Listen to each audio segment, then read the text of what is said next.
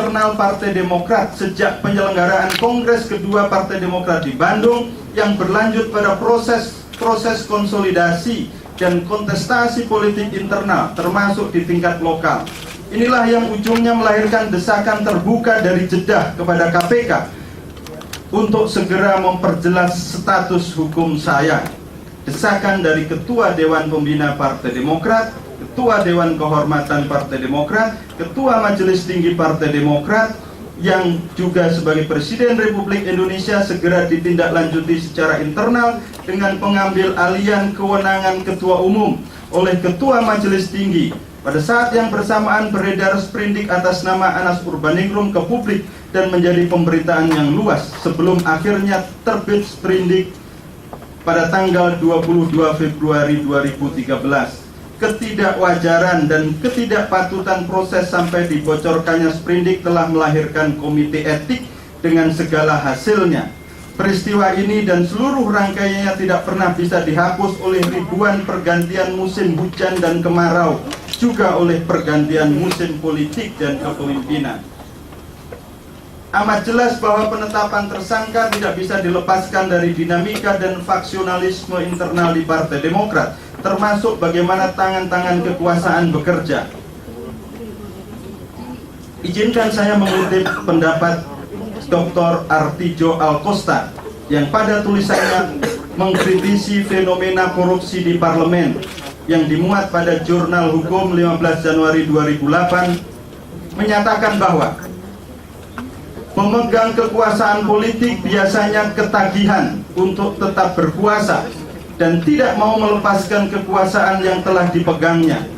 Untuk mempertahankan kekuasaan, penguasa biasanya memperkuat basis pendukung yang diukur dengan kadar loyalitas para kroni. Bentuk dukungan bisa massa berkekuatan fisik, dukungan ekonomis atau money politics, dukungan pemikiran strategi dan teknik mempertahankan kekuasaan, dukungan spiritual dan dukungan hukum. Bagi yang tidak loyal kepada penguasa korup, baik itu individu maupun kelompok, si penguasa akan membuat batas pembeda dengan cara membuat stigma politik, menjatuhkan persona non grata, atau menjebloskan ke penjara dengan mempergunakan rekayasa peradilan sesat. Dalam arti pula, penguasa yang korup biasanya mempermainkan kuasa dengan cara membuat orang atau kelompok yang tidak disukainya karena bersikap kritis, berbeda pendapat, atau dianggap menentang, dibuat dalam posisi merasa serba bersalah, merasa malu, terkucil, terintimidasi, terteror, atau terbujuk, terangkul. Kekuasaan politik yang korup berimplikasi pada timbulnya pelanggaran hak asasi manusia dan munculnya sikap asal bapak senang, serta tingkah laku hipokrit. Oleh karena itulah yang sesungguhnya didakwa dan dituntut oleh jaksa penuntut umum dalam perkara ini adalah peristiwa politik demokrasi bernama Kongres Partai Demokrat yang di dalamnya ada kompetisi dan kontestasi politik antar calon ketua umum dengan segala dinamikanya. Kompetisi dan kontestasi politik internal inilah yang dijalankan menurut ADART dan tata tertib Kongres. Ada penanggung jawab, ada panitia pengarah, ada panitia pelaksana, ada peserta kongres, ada pembiayaan kepanitiaan dan pemenangan dari setiap kelompok kontestan, serta ada hasil kongres sebagai bagian dari sistem dan kelembagaan Partai Demokrat secara utuh yang berusaha didekati dan dipaksakan menjadi peristiwa korupsi politik.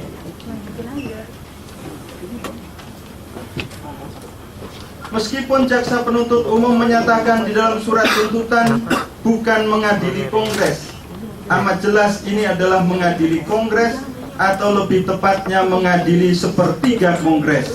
Mengapa?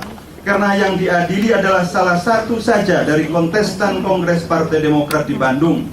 Jika dilihat bahwa terdakwa pada saat itu adalah penyelenggara negara, karena juga masih menjadi anggota DPR, pada saat yang sama kontestan yang lain adalah ketua DPR dan menteri yang juga dalam kategori penyelenggara negara. Semua tahu dan sudah menjadi rahasia umum bahwa proses konsolidasi dan penggalangan dalam pemenangan menggunakan cara, metode, dan pendekatan yang sama.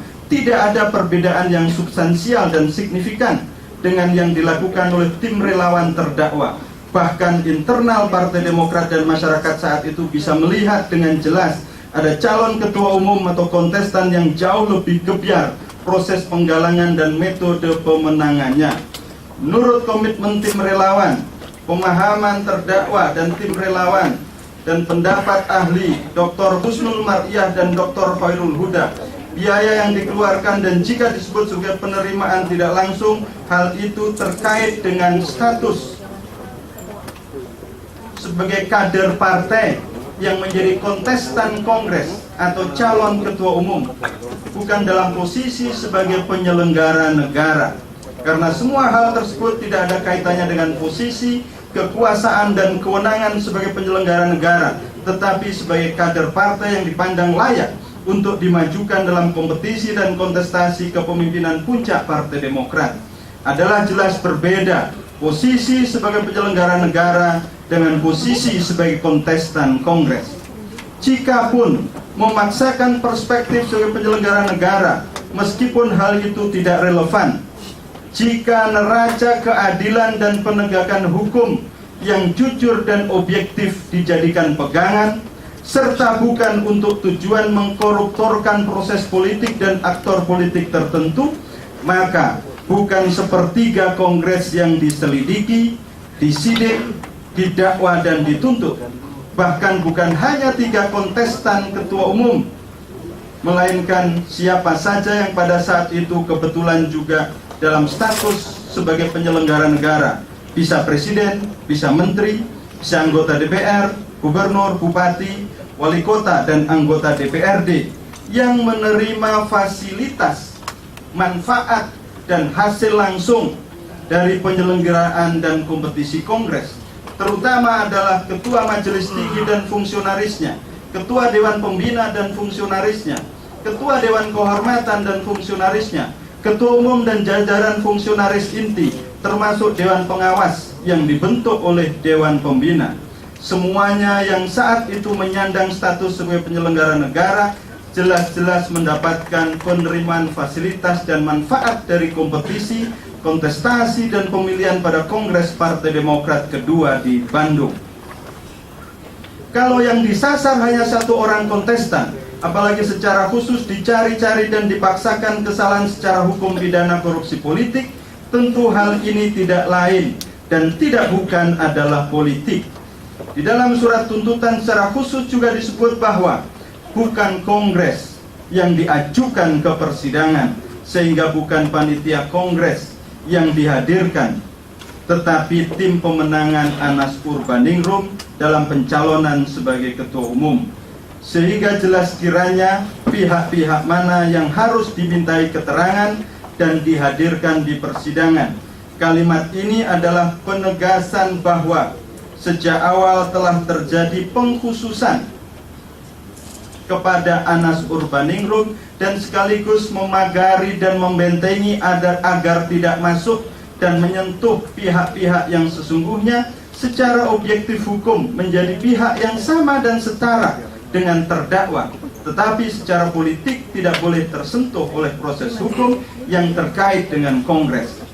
Pada saat disebut bahwa bukan panitia kongres yang dihadirkan, tentu yang dimaksudkan adalah panitia pengarah yang ketuanya adalah Edi Baskoro Yudhoyono, karena faktanya adalah telah dihadirkan Didik Mukrianto, ketua panitia pelaksana kongres, yang juga telah diperiksa sebagai saksi pada proses penyidikan. Padahal siapapun mengerti bahwa tentang penyelenggaraan kongres pasti melihat panitia pengarah sebagai pihak yang paling paham tentang seluruh rangkaian acara dan bagaimana kongres diselenggarakan. Persidangan ini semakin berwarna politik ketika sejak awal surat dakwaan dibuka dengan kalimat imajiner bahwa sejak tahun 2005 terdakwa sudah berniat dan mempersiapkan diri untuk menjadi calon presiden. Sungguh tidak rasional, absurd, mengada-ada, dan hanya berdasarkan cerita kosong seorang saksi Muhammad Nasaruddin yang menyatakan baru belajar politik dari terdakwa tahun 2007. Bagaimana ada nalarnya? Ada seorang yang baru saja diminta untuk menjadi pengurus baru dari sebuah partai baru, tidak punya political capital kecuali hanya kesiapan untuk membantu dengan komitmen kerja keras, sudah disebut berniat dan mempersiapkan diri jadi calon presiden. Bagaimana mungkin seseorang yang telah bekerja keras untuk menjadi lulusan terbaik di kampusnya dan kemudian ternyata 2 kali gagal untuk menjadi staf pengajar di alma maternya, tiba-tiba tahun 2005 berani berniat dan mempersiapkan diri untuk menjadi calon presiden, padahal untuk menjadi calon dosen saja gagal.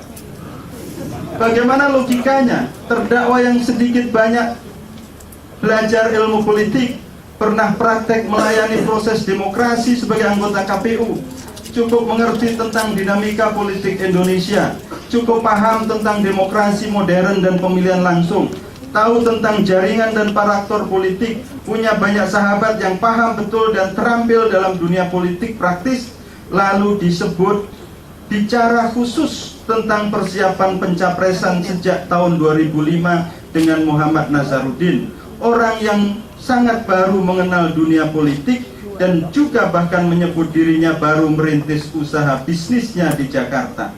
Logika macam apa yang bisa dan layak dipaksa untuk menerima spekulasi seperti ini?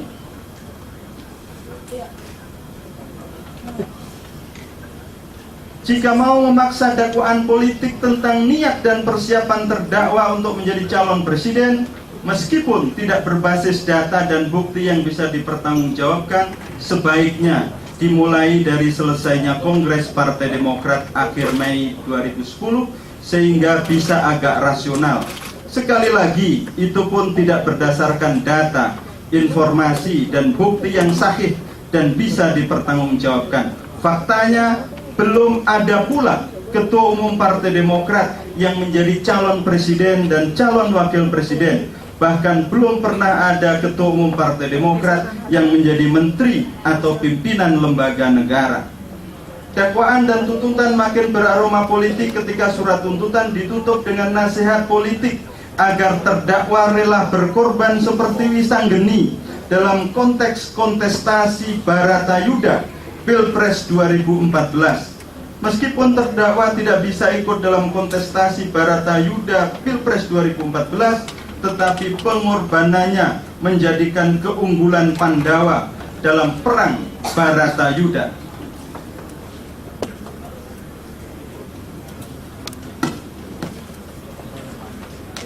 Sayang sekali tidak dijelaskan apa yang dimaksud sebagai perang Baratayuda Pilpres 2014 dan siapa yang dimaksud dengan kemenangan Pandawa dalam konteks tersebut. Tidak dijelaskan pula tentang Kurawa pada perang Baratayuda Pilpres 2014, termasuk bagaimana proses perangnya dan bagaimana Pandawa bisa mendapatkan kemenangan. Yang teramat jelas adalah nasihat politik itu sangat bermakna dan menjadi penutup dakwaan politik yang sempurna. Apalagi ketika salah satu materi tuntutan adalah agar menjatuhkan hukuman tambahan berupa pencabutan hak untuk dipilih dalam jabatan publik dengan alasan untuk menghindarkan negara Indonesia dari kemungkinan dipimpin oleh orang yang pernah dijatuhi hukuman akibat melakukan tindak pidana korupsi. Hemat terdakwa, inilah sesungguhnya puncak dan sekaligus mahkota dari dakwaan dan tuntutan politik jaksa penuntut umum dengan tujuan agar terdakwa kehilangan hak politik untuk dipilih dalam jabatan publik. Inilah muara yang hendak dituju oleh dakwaan dan tuntutan politik itu.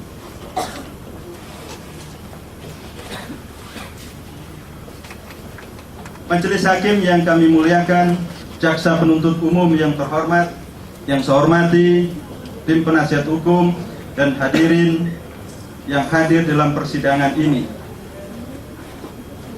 Berpaling dari kebenaran, saya mendengarkan dan membaca dengan seksama surat tuntutan yang disampaikan oleh jaksa penuntut umum pada persidangan yang lalu. Sungguh surat tuntutan dengan sungguh-sungguh disiapkan dan disusun dengan sangat lengkap. pastilah hal tersebut adalah hasil dari kerja keras dari tim yang hebat dan kompak. Sebagai terdakwa, saya sangat menghargai dan menghormati hasil kerja keras itu. Tanpa mengurangi apresiasi dan rasa hormat tersebut, izinkan saya sebagai terdakwa untuk menyatakan bahwa surat tuntutan yang lengkap tersebut tidak memasukkan unsur keadilan, objektivitas, dan fakta-fakta persidangan yang tergelar secara terbuka sepanjang persidangan ini berlangsung. Saya tidak tahu mengapa hal demikian bisa terjadi. Apakah karena kealpaan, kesengajaan, atau lantaran keterpaksaan? Apapun sebab dan alasannya, apakah karena sengaja, alpa semata, atau karena terpaksa, mengabaikan fakta-fakta persidangan adalah pilihan yang tidak objektif dan tidak menghormati persidangan. Karena itulah ketika di dalam surat tuntutan ada pujian yang bertubi-tubi kepada majelis hakim, sungguh pujian tersebut tidak mempunyai sambungan batin dengan diabaikannya fakta-fakta persidangan. Bukankah fakta-fakta persidangan yang terungkap di persidangan ini adalah bagian penting dari keberhasilan kepemimpinan ketua majelis yang dibantu para anggota majelis? Jika satu hasil kepemimpinan majelis hakim, yakni fakta-fakta persidangan, tidak dihargai dan malah disepelekan, maka pujian di dalam surat tuntutan tersebut adalah pujian formal prosedural. Pujian formal prosedural semata dan bukan pujian yang otentik substansial. Salah satu cara terbaik untuk menghormati persidangan, termasuk atas kepemimpinan majelis hakim, adalah dengan menghormati dan memuliakan fakta-fakta persidangan. Disitulah juga bersemayam objektivitas, fairness, dan keadilan, nilai-nilai yang sangat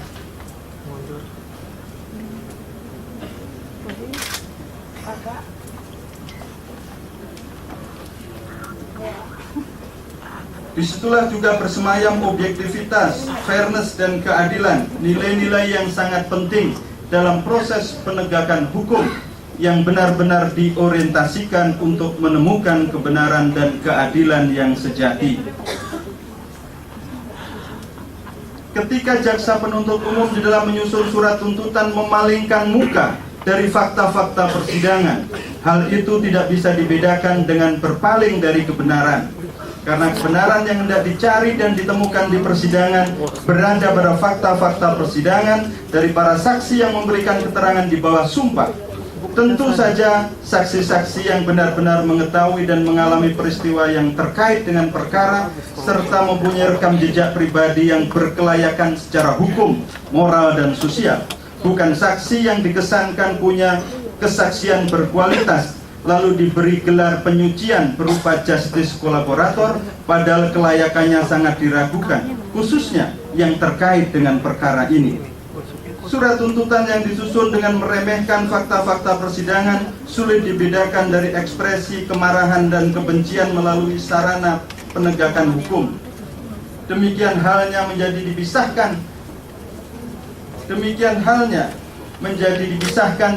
sulit dipisahkan dari pemaksaan dan kekerasan hukum kepada warga negara. Jika dalam konteks sistem politik yang otoritarian dan absolut berpotensi untuk terjadinya kekerasan politik, maka dalam konteks sistem penegakan hukum yang hegemonik dan absolut juga mudah tergelincir pada kecenderungan dan praktek kekerasan hukum. Sesuatu yang seharusnya dihindari oleh aparat penegak hukum yang diberi amanah untuk menegakkan hukum dan keadilan.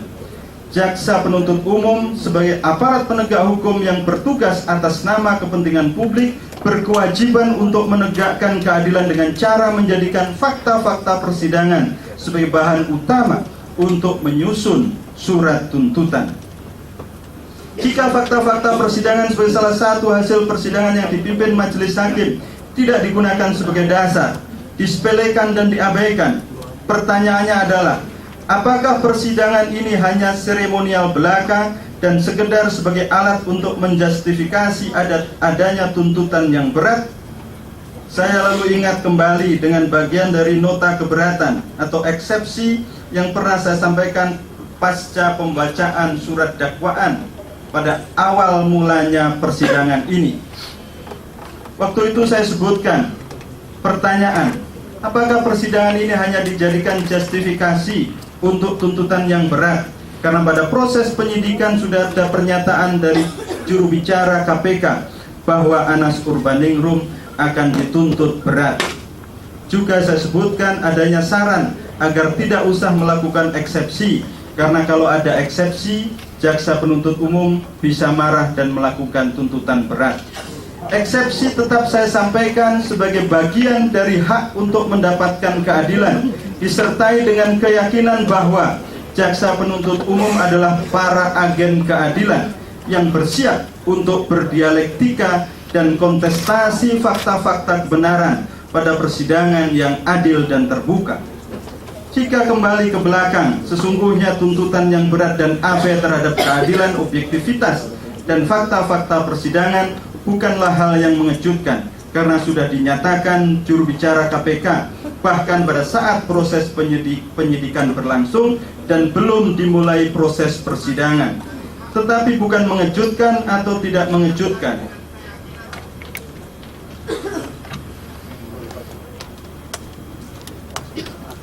Yang penting untuk ditakar dan ditimbang adalah apakah tanpa keadilan, objektivitas dan fakta-fakta persidangan sebuah surat tuntutan bisa dianggap mewakili kepentingan publik dan nalar penegakan hukum dan keadilan yang sehat. Akal waras dan nalar keadilan pasti akan menolak hal-hal yang demikian. Tuntutan yang adil adalah yang objektif dan berdasarkan kebenaran fakta-fakta persidangan. Sebaliknya, tuntutan yang bisa disebut dalam kategori zalim jika tidak objektif dan berpaling dari fakta-fakta persidangan.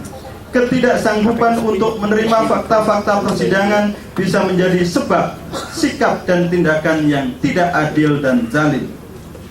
Firman Tuhan di dalam Al-Quran surat Al-Maidah ayat 8 menyebutkan, dan janganlah kebencianmu terhadap suatu kaum mendorong kamu untuk tidak berlaku adil. Berlaku adillah, karena adil itu dekat dengan takwa. Dalam Alkitab Roma 1 ayat 18 disebutkan, sebab murka Allah nyata dari surga atas segala kefasikan dan kelaliman manusia yang menindas kebenaran dengan kelaliman. Haleluya. Haleluya.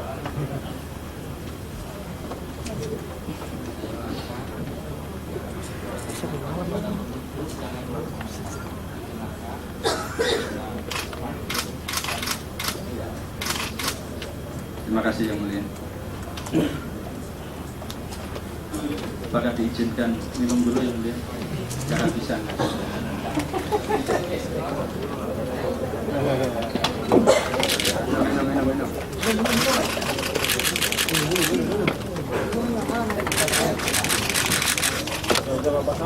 Minum.